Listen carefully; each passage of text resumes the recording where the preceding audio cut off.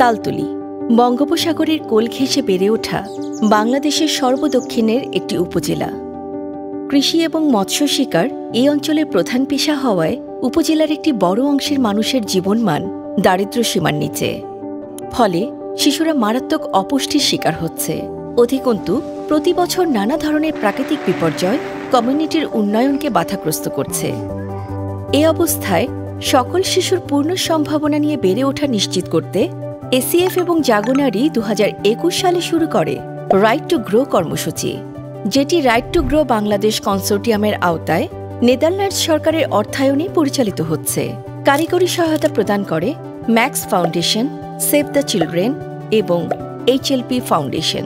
2021 সালে right to grow এই প্রজেক্টটি বরগুনাতে ACF এর সহযোগিতায় কাজ শুরু করি। আন্ডার নিউট্রিশন থেকে ওভারকাম করার জন্য আসলে বিভিন্ন রকম পদক্ষেপ নেই। ইউনিয়ন পরিষদে যাতে বাজেট থাকে, তাদের যাতে সাপোর্ট দিতে পারে, সে কাজটিও আমরা এই 21 সন থেকে আমরা তালতলীতে করে আসছি।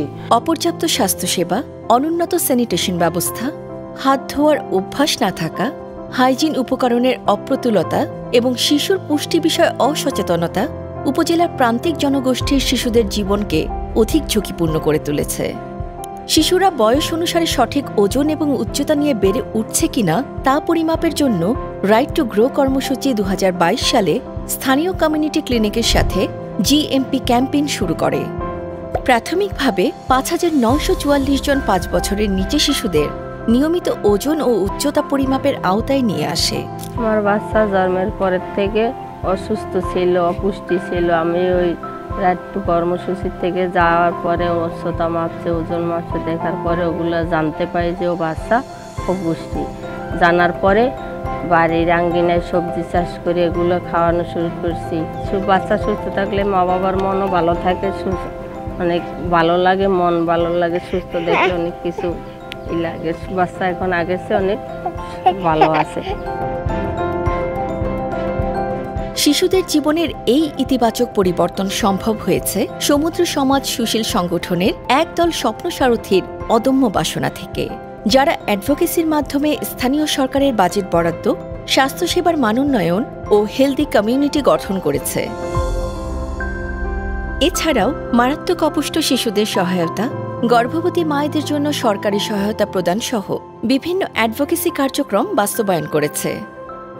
আমরা 1123 জন সদস্য নিয়ে কাজ শুরু করেছি এবং আমরা প্রথমে শিশুদের ওয়াশ এবং পুষ্টিটা কীভাবে তারা অভ্যাসগতভাবে গ্রহণ করতে পারে পরিবারে, এই ব্যাপারে তাদেরকে আমরা পরামর্শ দিই এবং উন্মুক্ত ওয়ার্ডের মিটিংয়ে বাজেট সভায় ওয়াশ এবং পুষ্টি খাতে বরাদ্দ দেওয়া হয়। একটা মানচিত্র তৈরি করে এবং নির্দিষ্টভাবে ওই পরিবারগুলোকেই আমরা সহযোগিতা এবং সেবা দেওয়ার জন্য প্রস্তুত থাকি।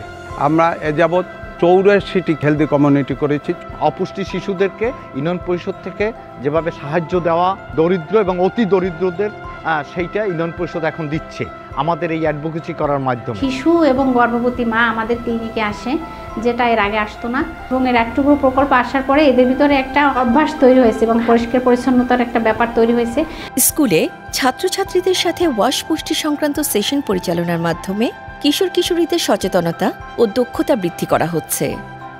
এখানে রাইট টু গ্রো তারা চিহ্নিত করেছে কিছু অপুষ্টিজনিত শিশু ইউনিয়নে, তাদের পুষ্টির জন্য আমরা কিছু সহযোগিতা করেছি।